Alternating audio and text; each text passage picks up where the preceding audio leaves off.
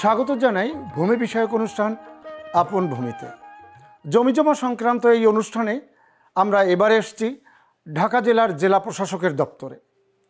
আপনারা জানেন ভূমি অপরাধ প্রতিরোধ প্রতিকার আইন নামে নতুন একটি আইন আমাদের দেশে প্রচলিত হয়েছে।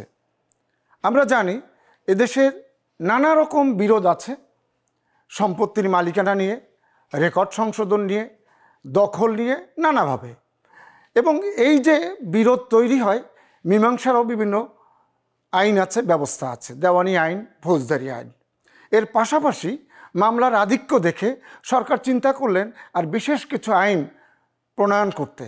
সেইভাবেই চলে আসছে ভূমি প্রতিরোধ প্রতিকার আইন। এই ভূমি নিয়ে যারা অপরাধ করছেন তাদের নিয়ন্ত্রণ করার জন্য, এই বিরোধ মীমাংসা করার জন্য এই আইন কার্যকর হচ্ছে। এই আইনে ভূমি মালিকরা কি উপকৃত হচ্ছেন এবং এই বাস্তবায়নে যারা প্রশাসনের লোকজন আছেন, ম্যাজিস্ট্রেট আছেন, তাদের বক্তব্য, ভূমি মালিকদের বক্তব্য আমরা শুনব। আর কোথাও শুনবো আমরা আইনজীবীদের কথা, তারাও তো এইটার একটা অংশ। এবং কোথাও আর কিছু করা প্রয়োজন আছে কিনা, বিরোধ মীমাংসার জন্য কি করা যায়।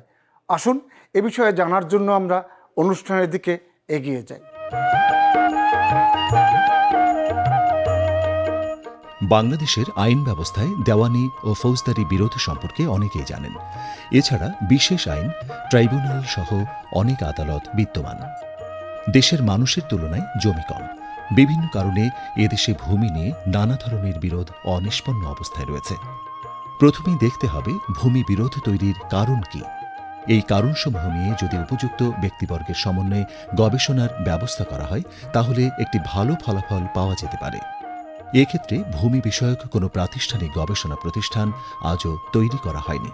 দলিল যার ভূমি তার, এই হিসাবেই এই আইনটা চালু করা হয়েছিল। তো এই আইনটার সবগুলো দিকই ভালো, কিন্তু এটা বাস্তবায়ন করতে গিয়ে আমরা বিভিন্ন সমস্যার সম্মুখীন হচ্ছি।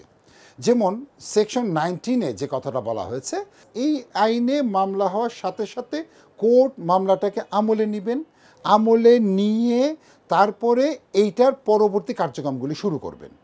কিন্তু যে আদালতগুলোতে মামলাগুলো ফাইল করা হচ্ছে, এই মামলাগুলো দায়ের করার পরে গতানুগতিকভাবে তদন্ত করতে পাঠানো হচ্ছে। সেখানেই দেখা যাচ্ছে 1-1.5 বছর এমনিতেই পার হয়ে যায়।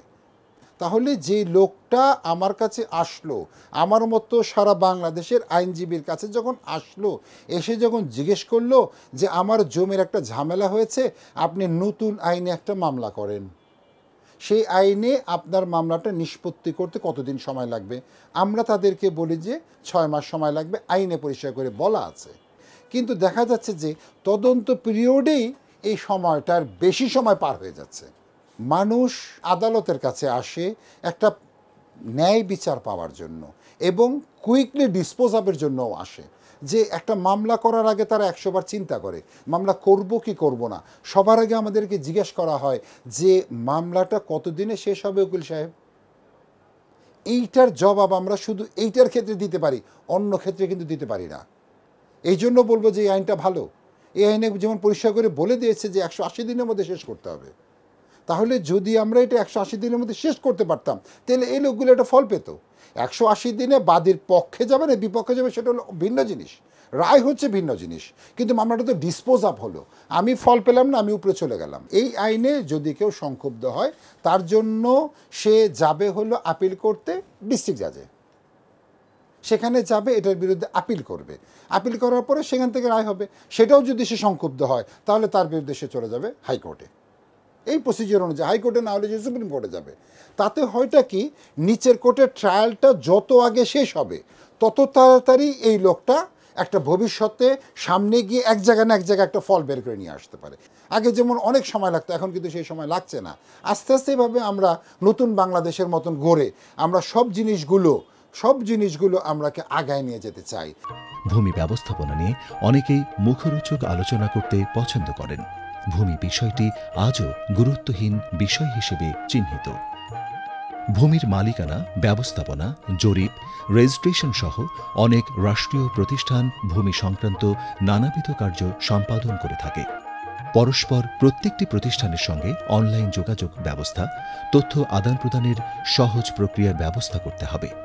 এর সঙ্গে যুক্ত থাকতে হবে সকল প্রকার আদালতের কার্যক্রম। আমরা এই আইনের 5, 6, 7 এবং 8 ধারাগুলো আমরা খুব মাইনরলি পড়ে দেখলাম যে এই ধারাগুলো যে ভূমি দখল বিষয়ক এবং ভূমির জালজালিয়াতি, ভূমির দলিলাদি বা প্রয়োজনীয় কাগজাদি জালজালিয়াতি বিষয়ে এখানে কিছু বিধান দেওয়া হয়েছে। কিছু আছে শাস্তিমূলক বিধানও এখানে রাখা হয়েছে, আবার ভূমির দখল বিষয়কে কেন্দ্র করে দখল যাতে পুনরুদ্ধার করা যায় সেটাকেও এখানে সামঞ্জস্য করা হয়েছে।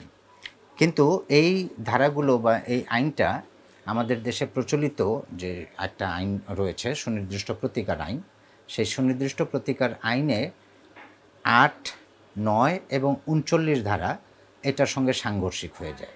যেমন 8 ধারায় ভূমির দখল বিষয়ে একটা বিধান দেওয়া হয়েছে, যেখানে 12 বৎসর পর্যন্ত মামলা করার মতন একটা সুযোগ দেওয়া আছে। আবার 9 ধারায় এই দখলের বিষয়ে, দখল পুনরুদ্ধার বিষয়ে বলা হয়েছে, এটা হচ্ছে সুনির্দিষ্ট প্রতিকার আইনের 9 ধারা। সেখানেও দখল পুনরুদ্ধারের জন্য 6 মাসের মধ্যে, বেদখল হওয়ার থেকে 6 মাসের মধ্যে দখল পুনরুদ্ধারের প্রতিকার চাওয়া যেতে পারে। সেখানে দেওয়ানি আদালতকে এটার ক্ষমতা দেওয়া হয়েছে। অপরদিকে এই ভূমি অপরাধ আইন যেটা করা হয়েছে সেখানে যেই এটা দেওয়া হয়েছে ক্ষমতা, সেটা হচ্ছে এক্সিকিউটিভ ম্যাজিস্ট্রেটকে।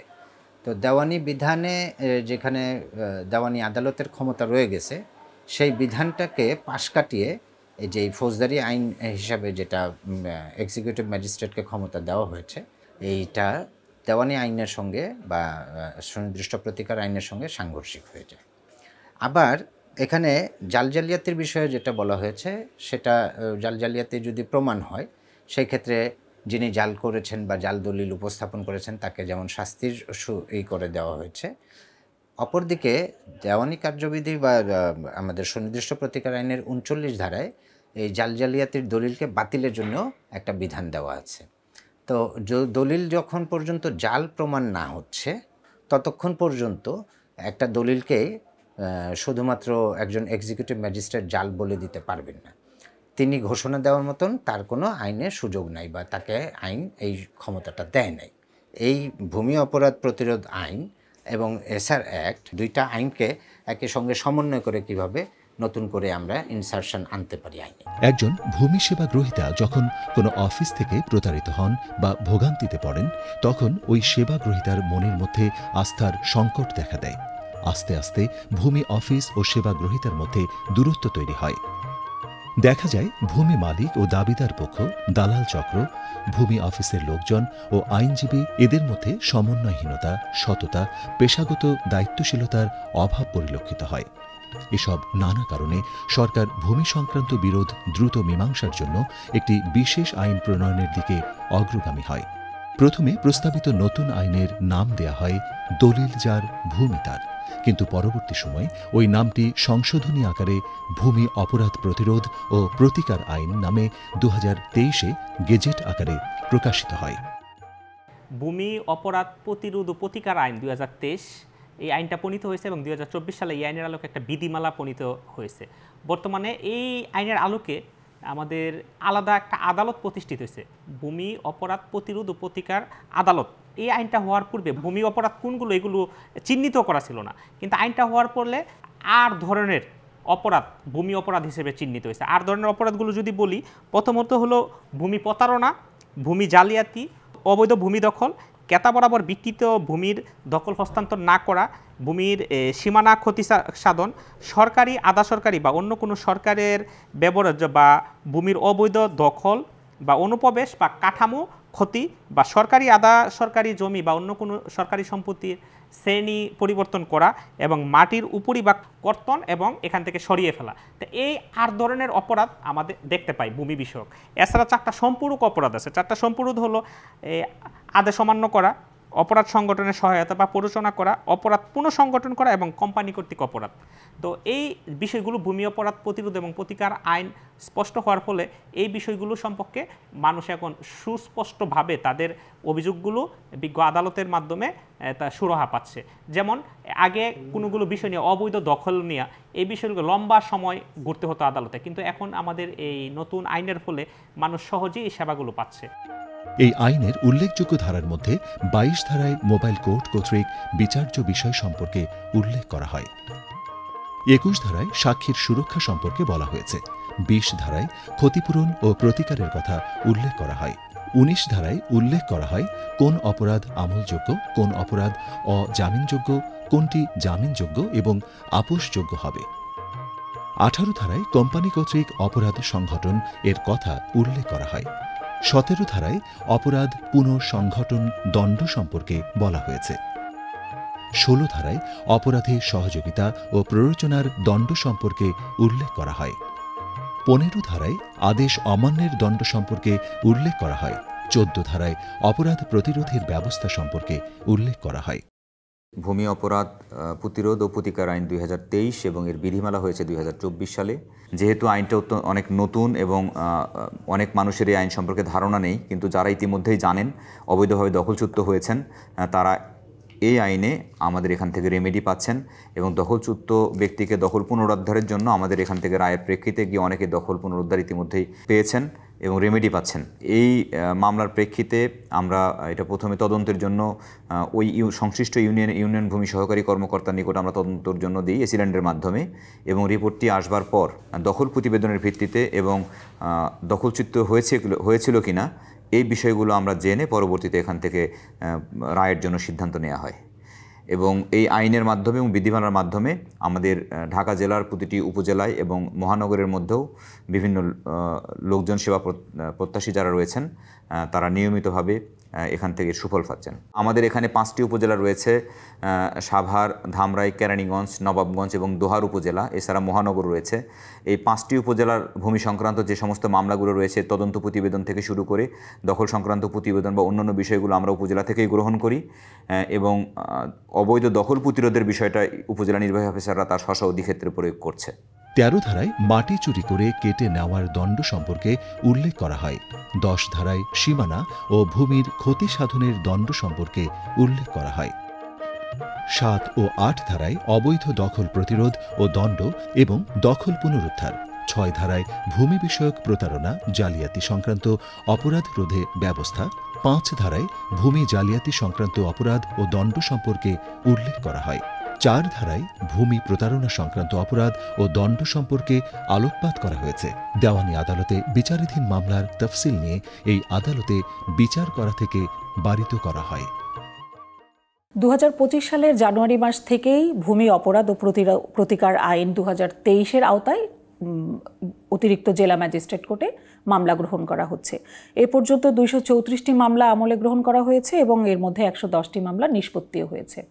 এই আইনের একটি ভালো দিক হচ্ছে খুব অল্প সময়ের মধ্যে অর্থাৎ 3 মাসের মধ্যে মামলা নিষ্পত্তি করতে হয় জন্য দ্রুত ভূমি সংক্রান্ত সেবা ব্যক্তিকে প্রদান করার সুযোগ তৈরি হয়েছে। ভূমি অপরাধ প্রতিরোধ ও প্রতিকার আইন 2023-এর সব ধারা আসলে অতিরিক্ত জেলা ম্যাজিস্ট্রেট কোর্টে আমলযোগ্য না হলেও এই আইনটি মোবাইল কোর্টের অন্তর্ভুক্ত হয় উপজেলা পর্যায়ে উপজেলা নির্বাহী অফিসার, সহকারী কমিশনার ভূমি বেশিরভাগ ধারায় মোবাইল কোর্টের অন্তর্ভুক্ত হয়। মোবাইল কোর্টের আওতায় অপরাধ আমলে নিয়ে শাস্তির ব্যবস্থা করতে পারেন এবং দ্রুত ভূমি সেবা প্রদান করতে পারেন, যা উপজেলা পর্যায়ে ইতোমধ্যে ঢাকা জেলার সকল উপজেলায় শুরু হয়ে গিয়েছে। এই আইনের 8 ধারা অতিরিক্ত জেলা ম্যাজিস্ট্রেট কোর্টে আমলযোগ্য হলেও আইনের বেশিরভাগ ধারাই মোবাইল কোর্টের অন্তর্ভুক্ত হয়। মাঠ পর্যায়েও এই আইন বাস্তবায়নটা অনেক সহজ হয়েছে। মাঠ পর্যায়ে উপজেলা নির্বাহী অফিসার এবং সহকারী কমিশনার ভূমি মোবাইল কোর্টের মাধ্যমে সুনির্দিষ্ট যে ধারাগুলো আমলে নিয়ে বিচার্য সেই ধারায় অভিযোগ আসলে তার প্রেক্ষিতে বিচার কার্য পরিচালনা করে থাকছে। ফলে ভূমি অপরাধ প্রতিরোধ এবং প্রতিকার দুটাই মাঠ পর্যায়ে অনেক সহজ হয়েছে এবং ভুক্তভোগী যারা তারাও উপকৃত হচ্ছে। ভূমি অপরাধ প্রতিকার ও প্রতিরোধ আইনে কোনো তফসিলভুক্ত সম্পত্তি নিয়ে বিচার চলাবস্থায় উক্ত সম্পত্তি নিয়ে দেওয়ানি আদালতে নতুন করে মামলা রুজু করে বিচারাধীন বানানোর অপচেষ্টার একটি পথ খোলা আছে। তাই উক্ত বিষয়সহ সার্বিক বিষয় নিয়ে গবেষণা করা দরকার। এতক্ষণ আপন ভূমি অনুষ্ঠানের আজকের আয়োজন দেখলেন।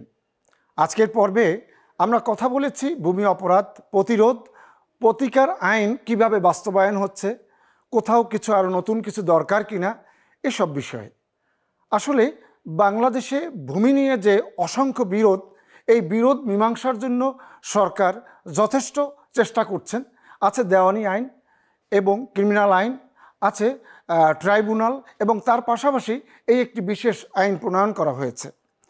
আমরা অনুষ্ঠান করতে যেয়ে বিভিন্ন জনের সঙ্গে আমরা কথা বলে দেখলাম যে আসলে এই সম্পর্কে ভূমি মালিকরা অতটা জানেন না।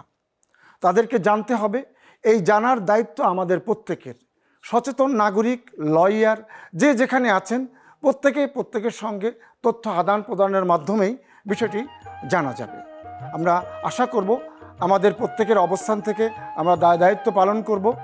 ধন্যবাদ সবাইকে আজকের পর্ব দেখার জন্য।